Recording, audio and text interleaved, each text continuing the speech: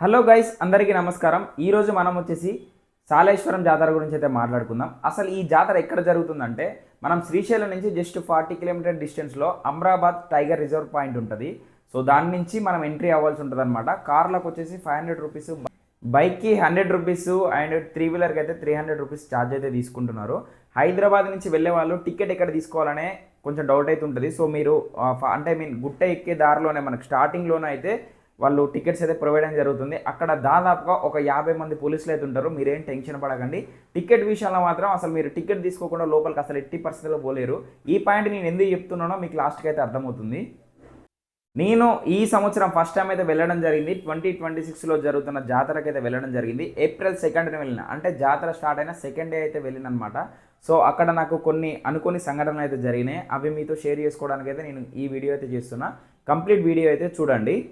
So మేము వచ్చేసి night 11:30కి అయితే ఫారెస్ట్ రిజర్వ్ పాయింట్ దగ్గరికి అయితే వెళ్ళడం జరిగింది. అక్కడ టికెట్ తీసుకున్న తర్వాత లోపలికి ఎంట్రీ అయ్యాము. సో ఎంట్రీ అయిన తర్వాత వచ్చేసి దాదాపుగా ఒక 6 కిలోమీటర్స్ అయితే నడవడం జరిగింది. ఆ నడిచే దారి ఎంత దారుణంగా ఉంటుందంటే ఆ లైట్స్ కూడా ప్రొవైడ్ చేసారు. బట్ జనరేటర్తో నడుస్తున్న లైట్స్ అనమాట, పవర్ సప్లై ఉండదు కాబట్టి మనం కొంచెం జాగ్రత్తగా చూసుకొని వెళ్ళవలసి వచ్చిందనమాట. ఫోన్ లైట్స్ అయితే యూజ్ చేసుకొని వెళ్ళిన. నేను వచ్చేసి స్టార్టింగ్ ఏమనుకున్నా అంటే చాలా ఈజీగా అట్మాస్ఫియర్ ఎంజాయ్ చేస్తూ మంచి మంచి వ్యూస్ ఎంజాయ్ చేసుకుంటూ దర్శనం చేసుకోవచ్చు అని మంచి థాట్తోనైతే వెళ్ళినా, అంటే చాలా ఎగ్జైట్మెంట్తోనైతే వెళ్ళినా.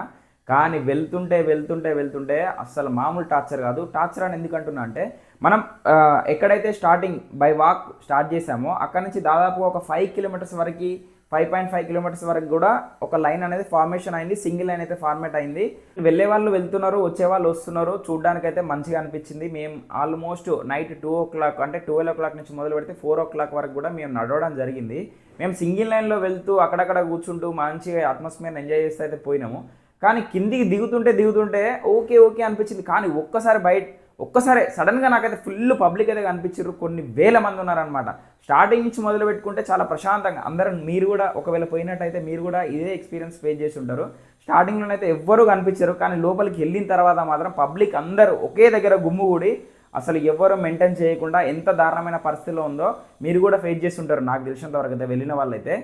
అండ్ స్టార్టింగ్లో మీరు ఒక పాయింట్ అయితే మీకు చెప్పినా కదా. సో కారు టికెట్ తీసుకునేటప్పుడు మాత్రం దాదాపు ఒక 50 మంది పోలీసులు ఉన్నారు. నా ఎక్స్పెక్టేషన్స్ ఏ విధంగా ఉన్నాయంటే, సో మనం ఏదైనా టెంపుల్కి వెళ్ళినప్పుడు ఒక లైన్ అనేది ఫార్మేట్ ఉంటుంది. ఇటు కావచ్చు కార్నర్స్కి మనం ఏదన్నా కింద పడకుండా కానీ, వేరే వాళ్ళు మధ్యలో దూరకుండా కానీ ఇలాంటి ఇండికేషన్స్ ఇవ్వడం జరుగుతుంది కదా. కానీ ఇక్కడ మెయిన్ ప్రాబ్లం వచ్చేసి అసలు పోలీసులే లేరు. పోలీసులను అనడం తప్ప రైటా అనేది మీరు కామెంట్లో చెప్పండి. నేను ఎందుకు అంటున్నా అంటే, ఇప్పుడు నేను కార్ టోకెన్ తీసుకున్న దగ్గర మాత్రం 50 మంది ఉంటారు. నేను దర్శనానికి వెళ్ళే దగ్గర మాత్రం 3 పోలీసులు. నేను లిటరల్గా చెప్తున్నా. నేను నైట్ 3 o'clock మాత్రం అక్కడ ఎక్కడైతే మమ్మల్ని స్టాప్ చేయడం జరిగిందో, స్టాప్ చేయడం ఏం లేదు, ఇంకా జనాలందరూ గుమ్ముగూడడం వల్ల అక్కడ మొత్తం ఒక జామ్ లాగా ఏర్పడింది అనమాట.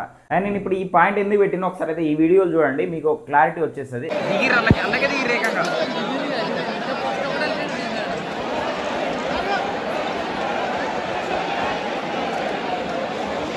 తాగడానికి వాటర్ గురించి మనం మాట్లాడుకుంటే పైనుంచి ఒక్కొక్క డ్రాప్ వస్తుంటే ఆ బాటిల్ పట్టుకొని, బాటిల్ ఉన్న వాళ్ళు మాత్రమే, ఇంకా బాటిల్ లేకపోతే మాత్రం ఇంకా వాళ్ళు ఎట్లా వాటర్ తాగుతారో మీరే అర్థం చేసుకోండి.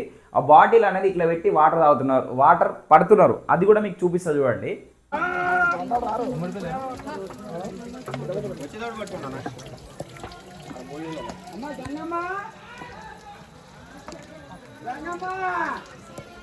అండ్ ఒకవేళ అక్కడ కనుక పోలీసులు ఉన్నట్టయితే చాలా హ్యాపీగా దర్శనం జరిగేది. ఎందుకంటే ఒక్కొక్క రూపాయి పోగు చేసుకొని అక్కడికి వచ్చిన వాళ్ళు ఉన్నారు.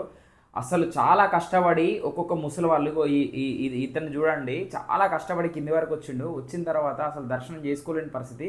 కొబ్బరికాయ కూడా పట్టుకొని వచ్చిండు. నేను అడిగిన ఎక్కడ కొడతారు అంకుల్ అంటే, మరి ఏం చేయను, ఆ మల్లన్న స్వామి నన్ను రానియట్లేదు కదా, ఇక్కడ పోలీసు వాళ్ళు ఉండేది ఉంటే నేను దర్శనం చేసుకుందాను అని చెప్పి చాలా బాధపడుతున్నాడు.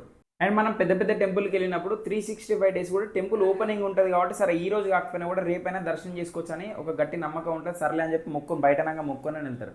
కానీ ఈ 3 days తర్వాత టెంపుల్ అనేది కంప్లీట్ క్లోజ్ ఉంటుంది కాబట్టి వచ్చిన ప్రతి ఒక్కరు కూడా, ఈవెన్ నాతో సహా నేను కూడా చాలా బాధపడ్డా. ఎందుకంటే నాకు కూడా ఒక 5,000 ఖర్చు పెట్టుకొని అంత దూరం నడిచి ఆ దేవుణ్ణి మంచిగా కనీసం దూరం నుంచి అయినా చూసి మొక్కాలని చెప్పి చాలా ఆతృతతో నాలాగా చాలామంది వచ్చారు. కానీ అక్కడికి వచ్చిన 50% పీపుల్స్ కూడా దర్శనం చేసుకోకుండా రిటర్న్ రావడం జరిగింది. అండ్ కారుకు 500 వెహికల్స్కి డబ్బులు తీసుకుంటున్నారు. అండ్ దర్శనానికి వచ్చేసి 30 రూపీస్ అయితే ఛార్జ్ తీసుకుంటున్నారు కదా. అలాంటప్పుడు వాళ్ళకి కనీసం వాటరు అండ్ దర్శనం కల్పిస్తే చాలు, ఇంకేం అవసరం లేదు వాళ్ళకి. అండ్ మెయిన్గా ప్రజలకు కూడా కొంచెం సివిక్ సెన్స్ అనేది ఉండాలి కంపల్సరీ. ఎందుకు చెప్తున్నా అంటే నేను అసలు ఒక లైన్లో చాలా సింపుల్గా ఒక లైన్లో వెళ్ళేదాన్ని వీళ్ళు ఇటొక పర్సన్ ఇటొక ఫుల్ అసలు ఇంకా నేను ఫస్ట్ దర్శనం చేసుకోవాలంటే ఒకడు, నేను ఫస్ట్ దర్శనం చేసుకోవాలంటే ఇంకొకరు, ఇట్లా అందరు కలిసి ఒకరినొకరు కొట్టుకుని అసలు ఇంకా అక్కడ ఇటువైపు చూస్తే కొట్టుకుంటున్నారు, ఇటువైపు చూస్తే కొట్టుకుంటారు, అసలు గొడవలు. అండ్ ఇప్పుడు ఫర్ ఎగ్జాంపుల్ ఒక లైన్ సింగిల్ లైన్ ఫార్మేషన్ అయ్యి హ్యాపీగా పోతుంది, మంచిగా ప్రశాంతంగా పోతుంటే ఒక పర్సన్ ఇట్లా వస్తారు, ఇంకో పర్సన్ ఇట్లా, ఎందుకన్నా ఎక్కడ పోతున్నాడు, మా వాళ్ళు ముందున్నారు, ప్రతి ఒక్కరు కూడా మా వాళ్ళు ముందున్నారని చెప్పి డైలాగులు చెప్పి ఆ ఉన్న లైన్ కాస్త మొత్తం పాడు చేసి ఒక్క లైన్ని 10 లైన్లలాగా ఫార్మేషన్ చేసి అంత జామ్ అయ్యే సిచ్యువేషన్ కూడా బికాస్ ప్రజలు కూడా కొంతమంది వ్యక్తుల వల్లనే ఇలాంటి ఇన్సిడెంట్లు ఇంకా జరుగుతున్నాయి. అక్కడ తొక్కేసలాట జరిగేది, ఇంకా దేవుడి దయ వల్ల అలాంటి సంఘటనలు ఏం జరగలేదు.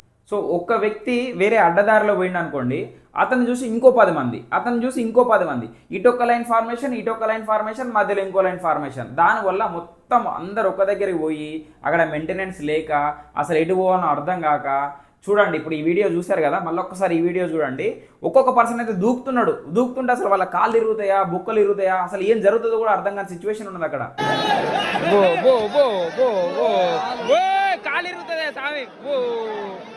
అండ్ ఈ జాతరలో నాకు చాలా బాగా నచ్చిన అంశం ఏంటంటే, మనం ఎప్పుడైతే కిందికి దిగడం కావచ్చు, లేకపోతే పైనుంచి మనం కిందికి వెళ్ళేటప్పుడు కావచ్చు, ఒక పాయింట్ దగ్గర మనం వాకింగ్ స్టార్ట్ చేసే పాయింట్ దగ్గర ఫుడ్ అయితే ప్రొవైడ్ చేస్తున్నారు. దానికి ఫుడ్కి సంబంధం గవర్నమెంట్ అయితే కాదు, ఎవరైతే దాతలు ఉంటారో వాళ్ళైతే ఒక్కొక్క స్టాల్స్ జస్ట్ లైక్ కిరాణా షాపులాగా ఒక్కొక్క స్టాల్స్ అయితే ప్రొవైడ్ చేసుకొని వాళ్ళ సొంత డబ్బులతోని దాతలు అనమాట వాళ్ళే ఫుడ్ అయితే ప్రొవైడ్ చేస్తున్నారు.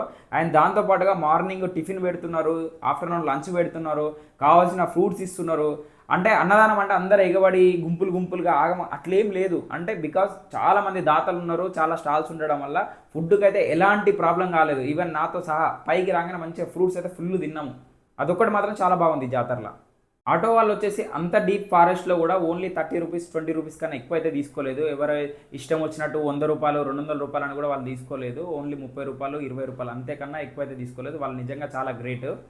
ఈ సలేశ్వరం జాతరలో ఇంత ఘోరంగా పబ్లిక్ ఇబ్బంది పడడానికి కారణం వచ్చేసి నెంబర్ 1 పోలీసులు, నెంబర్ 2 అదే పబ్లిక్. ఆ పబ్లిక్ అనేవాళ్ళు లైన్లో వెళ్తే మాత్రం ఇలాంటి ప్రాబ్లం అస్సలు ఒక 50% తగ్గి ఉండే ఛాన్స్ ఉండేది. అండ్ పోలీసులు ఉంటే ఇంకో 50% చాలా హ్యాపీగా దర్శనం అయితే అయ్యేది. బట్ ఆ 2 మిస్కమ్యూనికేషన్ వల్ల చాలా ప్రాబ్లం అయితే అయిపోయింది అక్కడ. అండ్ మనం ఎప్పుడైతే దర్శనానికి వెళ్తూ ఉంటాం కదా, ఆ వెళ్ళే దారి కూడా ఓన్లీ సింగిల్ వే అనమాట. వెళ్ళే వాళ్ళు వస్తుంటారు, అంటే వచ్చే వాళ్ళు వస్తుంటారు, పోయే వాళ్ళు పోతూ ఉంటారు. ఇటుపక్క పెద్ద లోయ ఉంటుంది. ఆ లోయ దగ్గర ఒక తాడు కానీ లేకపోతే ఒక కట్టెలతో ఏదైనా ఏర్పాటు చేస్తే ఇంకా కొంచెం సేఫ్ ఉండేదేమో. ఎందుకంటే ముసలి వాళ్ళు ఉంటారు, చాలామంది చాలా ఇబ్బంది పడ్డారు. ఆ ఎక్కేటప్పుడు కొంచెం స్లిప్ అయినా కూడా లోయలో పడితే వాళ్ళని తీయడం కూడా అసలు చాలా రిస్క్తో కూడుకున్న పని. కొంచెం ఫినిషింగ్ ఉంటే బాగుండేది. అండ్ మళ్ళీ మీకు ఒకసారి గుర్తు చేస్తున్నా, ఇలాంటి పెద్ద జాతరలకు వెళ్ళేటప్పుడు అంటే ఇయర్లీ వన్స్ వెళ్ళేటప్పుడు మాత్రం చాలా జాగ్రత్తగా వెళ్ళండి. అక్కడికి చిన్న పిల్లల్ని ముసలి వాళ్ళని కొంచెం అవాయిడ్ చేస్తే మాత్రం చాలా మంచిది. అండ్ మన తెలంగాణలో ఇలాంటి జాతరలు ఇంకేమైనా జరిగినట్టయితే మాత్రం కంపల్సరీ పోలీస్ బందోబస్తు అనేది కొంచెం ఎక్కువ మంది ఉంటే మాత్రం చాలా బాగుంటుంది. మీరు ఒకవేళ ఈ వీడియో చూసిన వాళ్ళు ఎవరైనా అక్కడికి వెళ్ళి ప్రాబ్లం ఫేస్ చేసిన వాళ్ళు ఎవరైనా ఉంటే మాత్రం కింద కామెంట్ రూపంలో తెలియజేయండి. ఈ వీడియోనైతే షేర్ చేయండి. Thank you so much for watching this video. జై హింద్.